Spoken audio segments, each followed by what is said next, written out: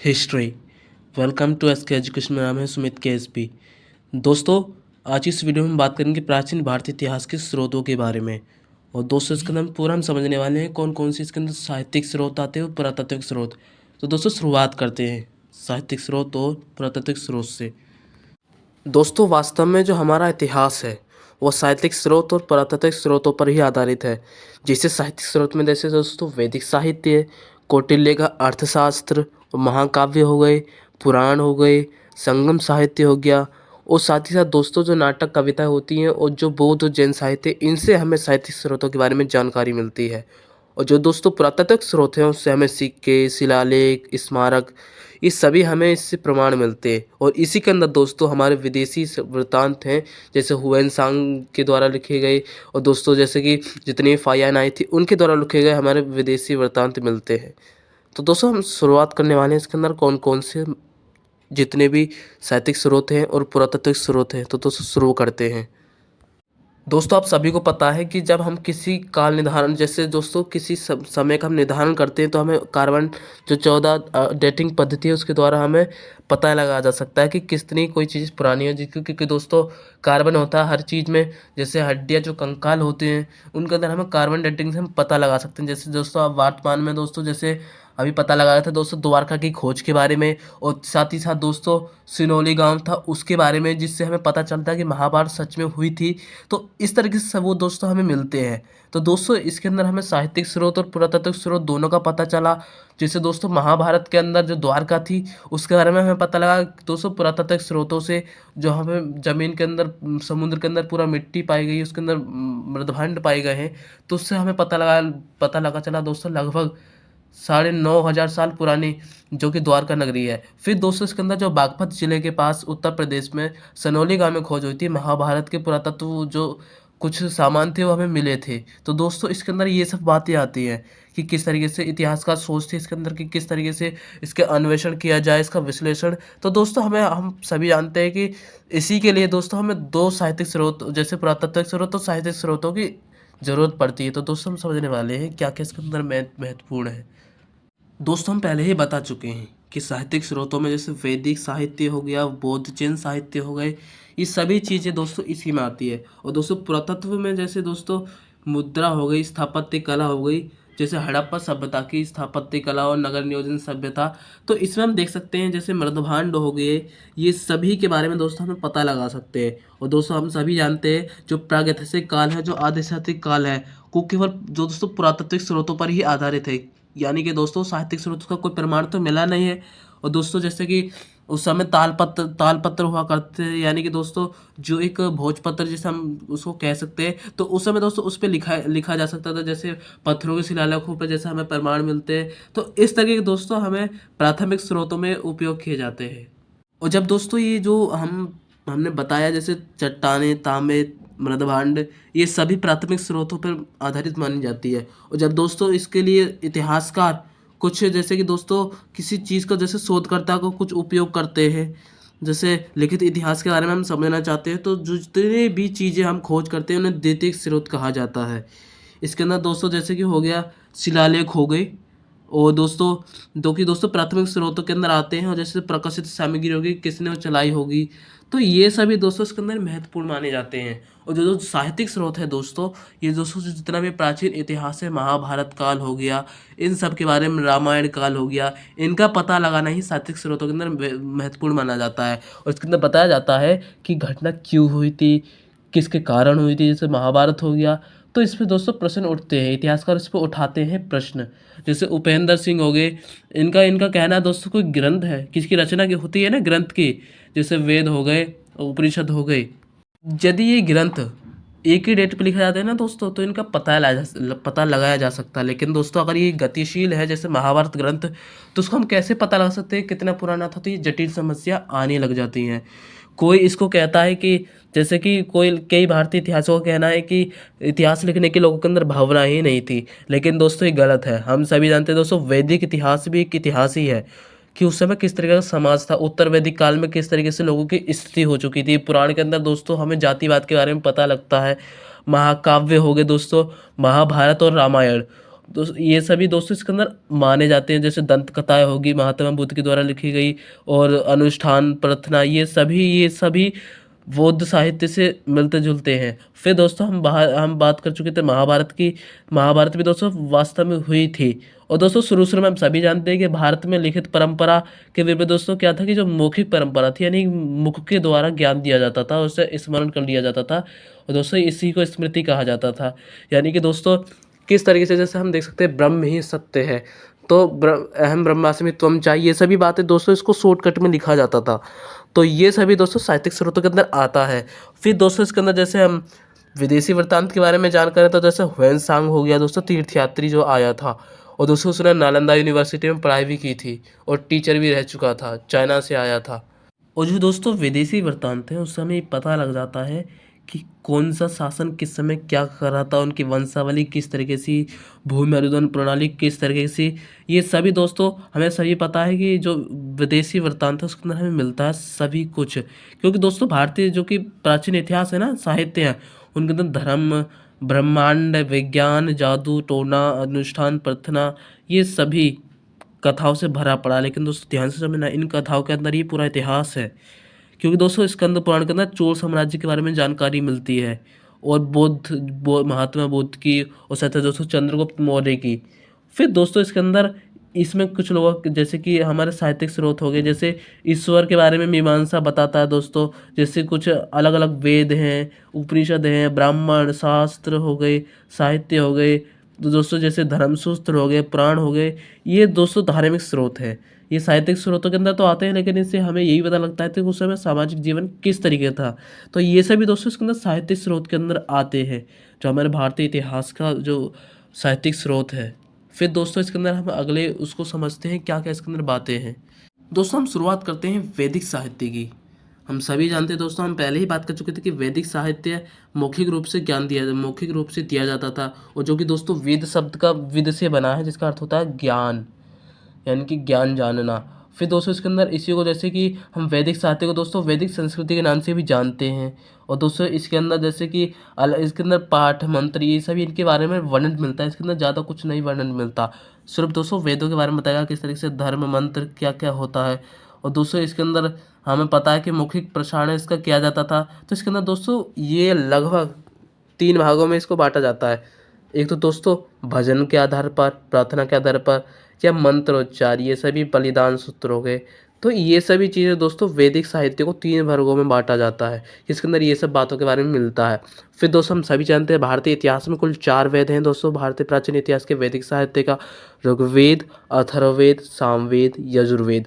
दोस्तों ऋग्वेद दोस्तों सबसे पुराना वेद माना जाता है। इसके अंदर दोस्तों 10 मंडल है इसके कुछ, और दोस्तों इसके अंदर लगभग 1028 सूत्र इसके अंदर श्लोक जो वर्णित मिलते हैं दोस्तों। और दूसरा वो जो 7वां है दोस्तों, वो तो सबसे पहले लिखा गया है।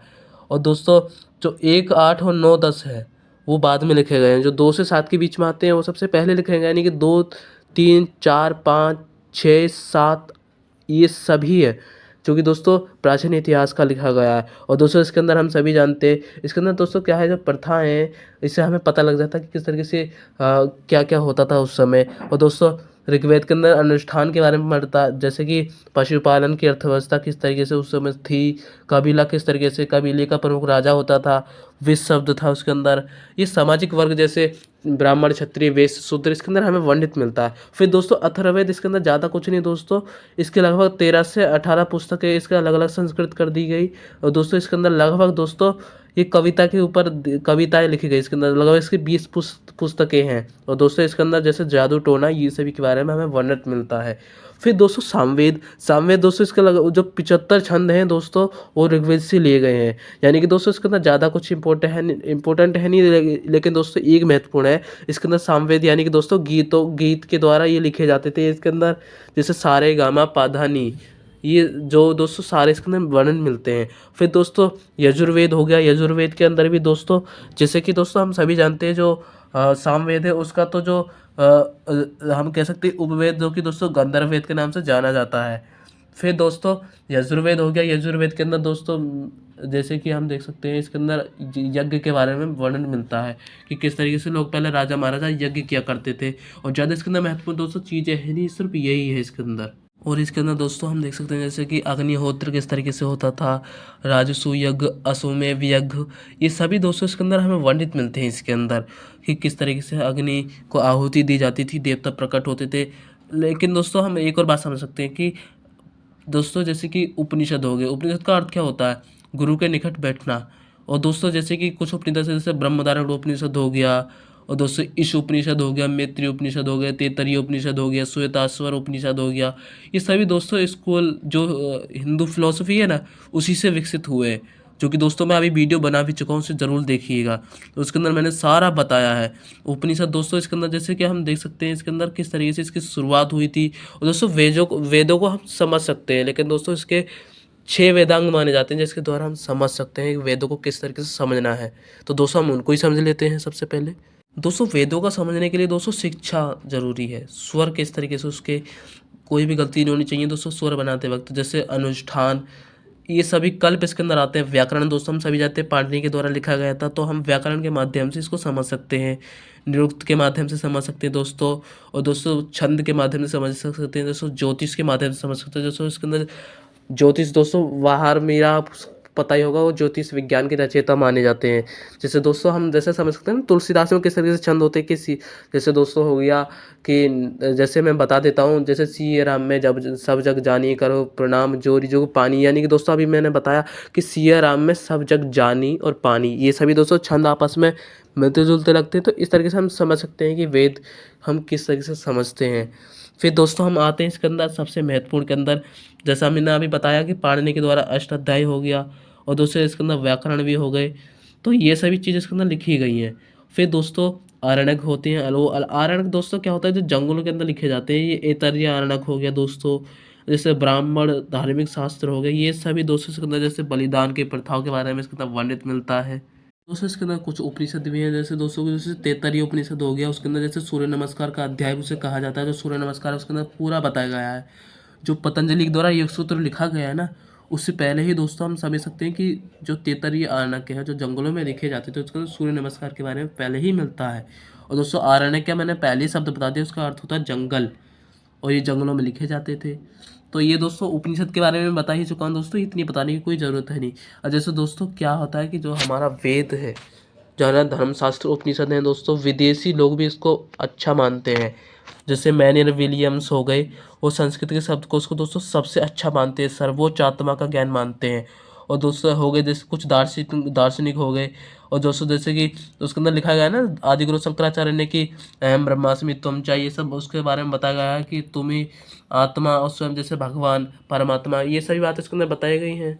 जैसे दोस्तों सोपनहेवर हो गए, उन्होंने तो दोस्तों उच्चतम मानव विज्ञान का उत्पादन कहा जाता है, उन्होंने खुद कहा है उपनिषद दर्शन है दोस्तों सबसे महत्वपूर्ण इंसान के लिए। इसलिए दोस्तों आज की युवा पीढ़ी इसको भूले जा रही है, लेकिन दोस्तों इसको समझना जरूरी है। और इसके अंदर दोस्तों कुछ शब्द होते हैं जैसे वसुदेव कुटुम्बकम, ये दोस्तों क्या होता है इसके अंदर दोस्तों, जैसे अतिथि देवो भव सत्य में विजेते, जो वसुदेव कुटुम्बकम है दोस्तों, इसका अर्थ क्या है कि हम दुनिया सभी एक ही परिवार हैं। और दोस्तों ये महाउपनिषद से लिया गया है दोस्तों। वसुधा का अर्थ होता है दोस्तों पृथ्वी, और दोस्तों कुटुंब का अर्थ होता है परिवार दोस्तों। तो इसके अंदर दोस्तों ये सब ये बताया जाता है, जैसे इसको दोस्तों गांधी जी फॉलो करते थे। और जैसे अतिथि देवो भव का क्या अर्थ है दोस्तों इसके अंदर, कि पहले समय में दोस्तों इसके अंदर सबसे महत्वपूर्ण भूमिका मानी जाती है। जैसे कि कोई अतिथि आता था उसके ऊपर धूप लगाना, उसको दीप जला के दिखाना, और दोस्तों उसके ऊपर फूल चढ़ाना, और दोस्तों टीका लगाना, और दोस्तों फूल चढ़ाना मैं बता चुका हूँ, नैवेद्य देना, ये सभी दोस्तों इसके अंदर माना जाता है। अतिथि देवो भव दोस्तों तैत्तरीय उपनिषद से लिया गया है, अतिथि देवो भव। और सत्यमेव विजयते दोस्तों मुंडक उपनिषद से लिया गया है। और दोस्तों आपको पता ही है कि 1918 में दोस्तों भारतीय राष्ट्रीय कांग्रेस के अध्यक्ष ने पंडित मोदन जो कि दोस्तों मालवीय थे ना, उन्होंने ही इसको उपयोग में लिया था। और दोस्तों आपको देखा होगा सुप्रीम कोर्ट के अंदर भी ये लगा होता है, और संसद भवन में भी लगा होता है, सत्य में विजयते, यानी कि सत्य के ही जय होती है। अशोक चक्र पे भी लिखा हुआ है कि सत्य में विजयते। तो ये सभी दोस्तों सबसे महत्वपूर्ण माने जाते हैं, और मैं पूरा बता ही चुका हूँ दोस्तों, ध्यान से समझते जाना। और दोस्तों मैं पहले ही बता चुका हूँ कि ऋग्वेद के बारे में पूरी जानकारी मैंने दे दी थी। और दोस्तों लगभग 1500 BC से 1000 BC के आसपास ऋग्वेद की रचना की गई थी। और दोस्तों इसके अंदर मैं बता ही चुका हूँ, सामवेद, यजुर्वेद, अथर्ववेद और ऋग्वेद ये सभी अलग हैं दोस्तों। इनको लगभग 1500 से 1000 BC से 600 BC तक इसको रचना की गई थी। और फिर दोस्तों इसके अंदर आता है जैसे क्या होता है दोस्तों, कर्मकांड होते हैं ना उस समय। क्या धीरे धीरे जब उत्तर वैदिक काल आया था ना, तो दोस्तों कर्मकांड का स्टार्ट हो गया था उस समय। तो कर्मकांड दोस्तों 600 से 300 बीसी के आसपास कर्मकांड शुरू हो गए थे। जैसे स्रोत सूत्र हो गए थे, इसके अंदर बलिदानों के बारे में पूरे नियम बताए गए हैं। ग्रही सूत्र हो गया दोस्तों, जिसके अंदर दैनिक जीवन में कितने बलिदान, दिशा निर्देश, ये सभी दोस्तों इसके अंदर वर्णित मिलते हैं। और धर्म सूत्र दोस्तों, जिसको हम थियोलॉजी के नाम से भी जानते हैं, आध्यात्मिक ज्ञान, गैर धार्मिक कानून, निर्देशों की इसके अंदर पूरी बातें हैं इसके अंदर पूरा लिखा गया है। और कानून हो गया। और दोस्तों इसके अंदर धर्म सूत्र का आपको पता होगा कि लगभग 600 बीसी से 200 बीसी के आसपास से लिखा गया था। जैसे मनुस्मृति हो गया, नारद स्मृति हो गया, याज्ञवल्क्य की स्मृति हो गई। तो ये सभी दोस्तों धर्मशास्त्र है, इसके अंदर सामाजिक कानून के बारे में वर्णित मिलता है। तो ये दोस्तों इम्पोर्टेंट था, जो मैंने पूरा बता ही दिया है। अब दोस्तों चलते हैं और समझते हैं इसके अंदर। जैसे दोस्तों इसके अंदर हम देख सकते हैं कि उस समय जैसे कानून के बारे में मैंने बताया कि किस तरीके से उसके अंदर नियम होते थे कि लोग शादी संपत्ति किस तरीके से नियम तय किए गए थे। मनुस्मृति के अंदर चोरी, हमले, हत्या, व्यभिचार, एडल्ट्री जो होती है दोस्तों, इसके अंदर दंड का विधान के अंदर पूरा वर्णित मिलता है। फिर दोस्तों इसके अंदर में कौटिल्य का अर्थशास्त्र हो गया, जो कि दोस्तों इनको विष्णुगुप्त के नाम से भी जाना जाता है। और दोस्तों चाणक्य के नाम से जाना जाता है। इनकी 15 पुस्तकों में बांट दिया गया है। और दोस्तों जो दूसरा और तीसरा हो पहला माना जाता है, और सब बाद में लिखे गए थे। इसके अंदर दोस्तों जो अर्थव्यवस्था है उसके बारे में पता लगता है। दोस्तों इकोनॉमी, जैसे दोस्तों क्या है इसके अंदर कि किस तरीके से वहाँ पे जो राजनीति की अर्थव्यवस्था थी वो किस तरीके से चलती थी चंद्रगुप्त मौर्य के ज़माने में, जब उनका शासनकाल था उस समय। तो दोस्तों इस किताब का क्या बताना है, सिर्फ इसके अंदर यही है कि जो कि कौटिल्य के द्वारा लिखी गई थी। और इसके अंदर पूरी जो कि दोस्तों राजनीतिक अर्थव्यवस्था उसके बारे में पता लगता है। ये नहीं दोस्तों कि उस समय जीडीपी क्या थी, ये सब नहीं है इसके अंदर। उस समय राजनीतिक अर्थव्यवस्था किस तरह की थी ये पता लगता है इसके अंदर, चंद्रगुप्त मौर्य के काल के अंदर। फिर समाज के बारे में दर्शाते हैं। फिर दोस्तों महाकाव्य के अंदर जैसे रामायण महाभारत हो गया, इसके अंदर दोस्तों लगभग 4वीं शताब्दी बीसी के आसपास इसको लिखा गया था। महाभारत दोस्तों सबसे पुराना माना जाता है। व्यास के जो वेद व्यास है उनके द्वारा लिखा गया था। इसके अंदर कौरव पांडव के बारे में, संघर्ष के बारे में पता लगता है। लगभग दोस्तों उत्तर वैदिक काल का ही माना जाता है। ये लगभग दोस्तों क्या है कि इसके अंदर जैसे चंद्रगुप्त मौर्य हो गए और गुप्त काल हो गए ना, उसी से संबंधित है। ये दोस्तों आर एस शर्मा के अंदर वर्णित मिलता है। आर एस शर्मा दोस्तों एक किताब है, उसके अंदर इतिहास के बारे में पूरा बताया गया है। और दोस्तों क्या है इसके अंदर मैं समझाता हूँ। इतिहास का दोस्तों आपको पता है कि महाकाव्य जरूरी होता है दोस्तों, तो इसका उपयोग करते हैं। इससे पता लगा सकते हैं कि किस समय सामाजिक जीवन किस तरीके का था। और दोस्तों हम सभी जानते हैं जैसे अयोध्या हो गया, अयोध्या की खुदाई से पता लगा कि दोस्तों वहाँ पे बस्तियाँ थोड़ी छोटी छोटी हुआ करती थी। और दोस्तों उस समय दोस्तों जो कि दोस्तों उत्तरी काली जो पॉलिस मृदभांड थे उनका उपयोग किया जाता था। जब दोस्तों हस्तिनापुर और कुरुक्षेत्र और पानीपत की खुदाई हुई ना, तो इसको पता लगा कि लगभग दोस्तों इस समय ना जो मौर्य काल था और जो गुप्त काल था उस समय ही ये चीज़ें थी, उस समय ही मतलब ये दोस्तों विकसित हुए थे। यानी कि दोस्तों इसमें कहा जाता है कि ये पुराने मतलब कि दोस्तों कि ये इंडस वैली सिविलाइजेशन से मतलब महाभारत से उसके बाद की बात है। ये जब तक मौर्य काल चल रहा था उस समय का माना जाता है दोस्तों। ये सिर्फ वर्णित इसके अंदर मिलता है दोस्तों। और पुराण दोस्तों आपको पता है, पुराण तो ज़्यादा सिंपल है, इसके अंदर ज़्यादा कुछ है नहीं। पुराण दोस्तों इसके अंदर जैसे कि ये लगभग दोस्तों जैसे अग्नि पुराण हो गया, इसके अंदर उदाहरण जैसे हम देख सकते हैं दोस्तों कि इसके अंदर किस तरीके से इसके अंदर वर्णित मिलता है वंशावलियों के बारे में, राजनीतिक शिक्षा प्रणाली, उस समय क्या क्या था दोस्तों, कानून कौन कौन से थे। तो ये 18 पुराण दोस्तों, लगभग कुल 18 पुराण माने जाते हैं। और सबसे पुराना दोस्तों मत्स्य पुराण माना जाता है। और लगभग दोस्तों ये गुप्त काल के उत्तर गुप्त काल के समय ही लिखा गया था, जब गुप्त काल खत्म होने वाला था। लगभग समुद्रगुप्त के आसपास के ये लिखा गया था दोस्तों। चंद्रगुप्त द्वितीय हम सभी जानते हैं, जो कि दोस्तों लगभग गुप्त काल के ही माने जाते हैं। उस समय दोस्तों ये लिखा गया था, इनकी रचना हुई थी 200 बीसी के आसपास। फिर दोस्तों इसके अंदर हम समझ सकते हैं दोस्तों कि इसके अंदर किस तरीके से मार्शल आर्ट दोस्तों, चाइना की नहीं भारत की देन है मार्शल आर्ट। ये सभी दोस्तों इसके अंदर पूरा वर्णित मिलता है। जितने भी चिकित्सक हो गए, डिजाइन करना, वास्तुकला, रत्न विज्ञान, व्याकरण, छंद, कविता, गद्य, खाद्य के बारे में, और दोस्तों भूगोल के बारे में, और दोस्तों मिथिला के बारे में भी पूरा वर्णित इसके अंदर मिलता है। और दोस्तों लगभग पुराणों की 5 शाखाएं हैं। एक तो दोस्तों सर्ग और प्रतिसर्ग और मनवंतर और वंश और वंशानुचरित। देखो दोस्तों मैं समझाता हूँ, इसको आपको समझ में नहीं आएगा। पुराणों का जो सबसे पहला जो सर्ग है ना, इसके अंदर पूरा बताया गया है कि विश्व का निर्माण किस तरीके से, जैसे कि विष्णु पुराण के अंदर सबसे पहले मत्स्य पुराण आती है, तो उसके सबसे पहला माना जाता है विष्णु भगवान का मछली का अवतार। तो ये विश्व का निर्माण के बारे में इसके अंदर पूरा बताया गया है विष्णु पुराण के अंदर। और दोस्तों प्रति सर्ग के अंदर ब्राह्मण किस तरीके से बने, ये सही बात इसके अंदर लिखी गई है। मनवंतर दोस्तों कि मनुष्य किस तरीके से आया धरती के अंदर, कि ब्रह्मा जी से प्रकट हुए, ये सभी दोस्तों इसके अंदर वर्णित मिलता है। वंश जैसे दोस्तों हम देख सकते हैं, जैसे राजा किस तरीके से माना जाता है ना दोस्तों, कि जो राजा थे किस तरीके से शरीर में से निकले, ये सभी दोस्तों माने जाते हैं कि ये राजा शतरूपा मनु, ये सभी इन ब्रह्मा जी के शरीर से निकले थे। ये सभी चीज़ें दोस्तों इसके अंदर वर्णित मिलती हैं।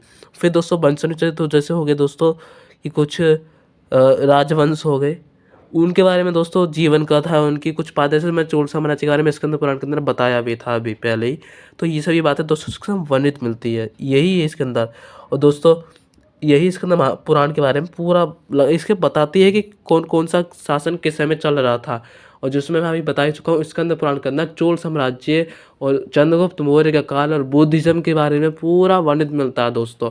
मैं सबूत के साथ इसे दिखा भी सकता हूँ। और दोस्तों ये तो हो गया दोस्तों पूरा पुराणों के बारे में आप समझते हैं दोस्तों। और क्या क्या है इसके अंदर, जो दोस्तों जैसे बौद्ध साहित्य हो गए, इससे भी हमें पता लगता है। और दोस्तों इसके अंदर ये भी बताया गया है कि हिंदू धर्म में दोस्तों आप सभी को पता है संप्रदाय प्रकट होने लगे थे। वैष्णववाद हो गए, शैववाद हो गए, शक्तिवाद हो गए, समर्थिज्म हो गए, ये सभी दोस्तों इसके अंदर वर्णित होने लगे थे।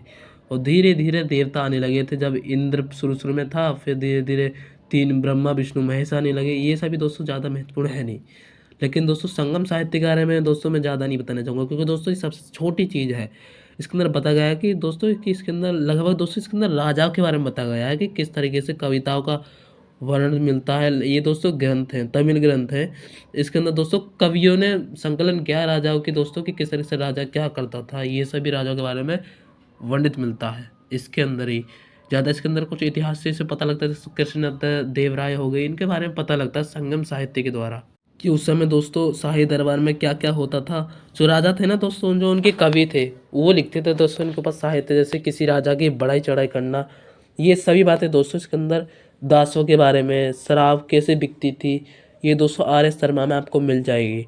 और दोस्तों इसके अंदर किस तरीके से क्या विदेशी वृत्तांत, जैसे कि दोस्तों दक्षिण भारत है उसके अंदर संगम साहित्य के इतिहास है दोस्तों। तो वहाँ से जैसे चोल साम्राज्य, चेर पांड्य, ये सभी राजा हुआ करते थे। और जैसे हम देख सकते हैं राजेंद्र प्रथम को, तो उस समय वहाँ से शासक किस तरीके से विदेश से उनका संबंध था, ये सभी दोस्तों इसके अंदर पूरा पता लगता है। और दोस्तों संगम साहित्य कावेरीपट्टनम जैसे जो शहर है ना, उनके बारे में इसके अंदर पूरा उल्लेख मिलता है। क्योंकि दोस्तों चोल राजाओं दोस्तों मैं बता ही चुका हूँ इसके अंदर पुराण में पूरा चोल राजाओं के बारे में कार्तिक खंड के अंदर पूरा बताया गया है दोस्तों। फिर दोस्तों जीवन वृत्तांत की जो हमें बताया चुका था कि नाटक किस तरीके से, कि उस समय दोस्तों किस तरीके से नाटक लिखे जाते थे दोस्तों, कि जैसे अश्व घोष के द्वारा बुद्ध चरित हो गए, जैसे दोस्तों बुद्ध का इसके अंदर पूरा बताया गया रामायण है दोस्तों। ये जैसे जैसे सारे पुत्र कृष्ण हो गए, सोदरानंद, ये सभी दोस्तों अश्व घोष के द्वारा लिखा गया है। फिर दोस्तों इसके अंदर जैसे पंचतंत्र हो गया, दत्त वाक्य हो गया, बाल चरित हो गए, ये दोस्तों ज़्यादा महत्वपूर्ण है नहीं। लेकिन दोस्तों इसके अंदर जैसे कालिदास हो गए सबसे फेमस, अभिज्ञान शकुंतलम, मालविका अग्निमित्रम। और जैसे दोस्तों विक्रमोशियम हो गए, रघुवंशम हो गए, कुमार संभव, ये मेघदूत, इनकी सबसे महत्वपूर्ण कविताएं मानी जाती है। तो दोस्तों पुष्यमित्र शुंग का दोस्तों मैं बता ही चुका हूँ, मालविका अग्निमित्रम, जो दोस्तों अग्निमित्र पुष्यमित्र शुंग का बेटा, उसके पूरा कहानी मिलती है। शुंग वंश के बारे में हमें जानकारी पूरी इसके अंदर मिलती है। तो ये दोस्तों ज़्यादा इंपॉर्टेंट थे, तो मैंने ये बता ही चुका हूँ अभी। फिर दोस्तों हम देख सकते हैं कि जैसे बाहर का विदेशी जो कि दोस्तों एक था विशाख दत्त, जो कि दोस्तों उसके अंदर पूरा मुद्रा राक्षस उनके द्वारा लिखी गई है। तो ये सब पूरा मतलब इसके अंदर बताया गया है कि मौर्य साम्राज्य किस तरीके से शासन करता था, चाणक्य की, चंद्रगुप्त मौर्य की किस तरीके से आपस में मतलब कैसे संबंध थे, ये सभी दोस्तों इसके अंदर पूरा बताया गया है। जैसे देवी चंद्र गुप्त राजा हो गए, रामगुप्त हो गए, रामगुप्त दोस्तों मारा गया था, ये सब दोस्तों गुप्त काल के शासन काल के बारे में है। और एक तो हो गया दोस्तों एक कवि थे शूद्रक, उनके द्वारा दोस्तों कुछ नाटक लिखे, जैसे पंचतंत्र हो गया, कथा सागर हो गया, ये सभी दोस्तों लोकप्रिय ये सिर्फ दोस्तों कथाएं हैं। इतिहास के बारे में इसके अंदर पूरा पता लगता है। जैसे जैसे हो गया ना, मैं अभी बताया था कि गुप्त राजा थे चंद्रगुप्त द्वितीय, जिसको चंद्रगुप्त विक्रमादित्य के नाम से भी जाना जाता है। याद करो दोस्तों उस समय जैसे कि आपको पता होगा एक बार विश्वामित्र, दोस्तों ये कहानी मैं पहले ही बता चुका हूँ, मैं इसको नहीं बताना चाहता। तो दोस्तों आप उस वीडियो में देख सकते हैं, मैंने पूरा बताया है कि किस तरीके से इतिहास के अंदर भारत का निर्माण किस तरीके से होता है 6th सेंचुरी BC के आसपास। तो दोस्तों इसको मैं नहीं बता रहा, क्योंकि दोस्तों मैं पहले ही बता चुका हूँ, बार-बार उसको बताने से क्या फ़ायदा। तो दोस्तों चलते हैं, शकुंतला के बारे में आपने कहानी सुनी भी होगी। तो दोस्तों चलते हैं उसके बारे में कौन-कौन सी बातें हैं उसके अंदर। और दोस्तों मैंने बताया कि बुद्ध के बारे में अभी बताऊँगा। कुछ दोस्तों जैसे कि बाणभट्ट द्वारा लिखा गया हर्षचरित हो गया, जो कि दोस्तों 7वीं शताब्दी तो कि AD के आसपास लिखा गया था। पुष्यभूति जो राजा थे, राजा हर्षवर्धन, उनके पास ही लिखा गया था, तो उनके शासनकाल के अंदर। फिर दोस्तों उसके अंदर जैसे कि हो गया एक था दोस्तों विल्याणी के द्वारा लिखा गया विक्रमा जो देवचरित था वो, जो कि दोस्तों चालुक्य राजा विक्रमादित्य जो कि दोस्तों उनको कहा जाता है दोस्तों कि विक्रमादित्य उनको अपनी उपाधि धारण की थी, ये चालुक्य राजा थे। लेकिन दोस्तों इनके अंदर पूरा जीत का वर्णन है इसके अंदर। और फिर दोस्तों इसके अंदर आता है दोस्तों जो कि कुछ कहानी है, जैसे कि एक तो होगी कल्याण की रजत रंगिणी हो गई, और जो जयसिंह की कुमारपाल चरित हो गई, हेमचंद्र की भी दिव्याश्रय काव्य हो गया, नेशचंद्र की हमीर काव्य हो गई, पद्मगुप्त की नवसंसा का चरित हो गई, बल्लाल की भोज प्रबंधम, चंद्रबरदाई की पृथ्वीराज चरित हो गई। उसके अंदर पृथ्वीराज चौहान के बारे में जैसे पूरा बताया गया किस तरीके से हत्या की गई थी, ये सभी दोस्तों इसके अंदर वर्णित मिलती है। और दोस्तों रजत रंगिणी कल्हण जो कि दोस्तों एक कश्मीरी पंडित था, वो इतिहासकार था दोस्तों इसके अंदर ये पूरा बताया है कि किस तरीके से उसने बताया कि इतिहास किस तरीके से लिखा जाता है, निष्पक्षता होनी चाहिए, जो पुराने लेखक हैं उनको हवाला देते हुए बताना चाहिए कि किस तरीके से उस समय ज़माना था, और पूरी बतानी चाहिए कविता कि वो ठीक है कि नहीं है, और पूरा सावधानी बरतनी चाहिए उसके अंदर। फिर दोस्तों उसके अंदर राजा किस तरीके से लिखते थे ये सभी इनको पता होना चाहिए। तो ये दोस्तों रीति रिवाज के बारे में ये जानकारी इसके अंदर मिलती ज़्यादा, ये महत्वपूर्ण है। नहीं अब चलते दोस्तों बौद्ध साहित्य पे और जैन साहित्य पे। दोस्तों बौद्ध साहित्य के अंदर जैसे 3 जो इसके अंदर महत्वपूर्ण माने जाते हैं, जिसको त्रिपिटक के नाम से जानते हैं, जैसे सुत्त पिटक, विनय पिटक, अभिधम्म पिटक। तो दोस्तों विनय पिटक दोस्तों आप सभी जानते हैं, 227 नियम इसके अंदर पूरा वर्णित मिलता है। और सुत्त पिटक दोस्तों इसके अंदर महात्मा बुद्ध के ज्ञान के बारे में वर्णित मिलता है। और जो कि दोस्तों विनय पिटक अभी मैं बताऊंगा दोस्तों कि भिक्षुओं के नियम क्या थे। अभिधम्म पिटक में दोस्तों उनके दार्शनिक विचारों के बारे में पूरा वर्णित मिलता है। और त्रिपिटक दोस्तों पाली भाषा में, जापानी भाषा में, चीनी भाषा में, सभी भाषा में लिखा गया था दोस्तों, जहाँ तक ये फैला था बुद्धिज़्म। और आपको पता ही दोस्तों कि कुछ महात्मा बुद्ध की जैसे एक थैरी गाथा जातक हो गई, वो इतिहासकार के दोस्तों सबसे महत्वपूर्ण स्रोत माने जाते हैं। फिर दोस्तों इसके अंदर हो गया जातक कथाएं, 550 कहानी इसके अंदर पूरा वर्णित मिलता है इसके अंदर, जैसे कि दोस्तों किस समय महात्मा बुद्ध कौन पूरे जन्म में क्या थे। तो ये ज़्यादा दोस्तों महत्वपूर्ण है नहीं। और थेर गाथा तो मतलब होता है दोस्तों जो बौद्ध भिक्षुओं की कविताएं होती हैं, इसके अंदर पूरा वर्णित मिलती हैं कि किस तरीके से थेरी गाथा, और जो थेरी गाथा है उसके अंदर पूरा बताया गया कि किस तरीके से जो कि दोस्तों भिक्षु होते हो उनके किस तरीके से रहते थे, उनका नियम क्या था, ये सब दोस्तों ज़्यादा इम्पोर्टेंट है नहीं। फिर दोस्तों आपको पता होगा नागसेन ने जिनको ज्ञान दिया था, एक मिनांडर राजा आए थे, उन्होंने बौद्ध धर्म को अपना लिया था दोस्तों। और एक हो गया दोस्तों महावंश हो गया, दीपवंश हो गया दोस्तों, और उसके अंदर पूरा किस तरीके से शासनकाल था, सिंहली जो श्रीलंका का है उसके अंदर पूरा वर्णित मिलता है दोस्तों। जब अशोक ने यहाँ पे जो कि दोस्तों आपको पता होगा, जो कि दोस्तों अपने महेंद्र को और सुमात्रा को अपना ज्ञान देने के लिए भेजा था, बौद्ध धर्म का प्रचार करने के लिए। तो दोस्तों ये सब ज़्यादा इंपॉर्टेंट है। फिर दोस्तों इसके अंदर सिर्फ इतना ही था। फिर दोस्तों हम अगली वीडियो में समझेंगे पुरातात्विक स्रोतों के बारे में, दोस्तों जय हिंद साहित्य के बारे में भी समझेंगे दोस्तों। मिलते हैं दोस्तों नेक्स्ट वीडियो में। आज के लिए धन्यवाद। जय हिंद, जय भारत।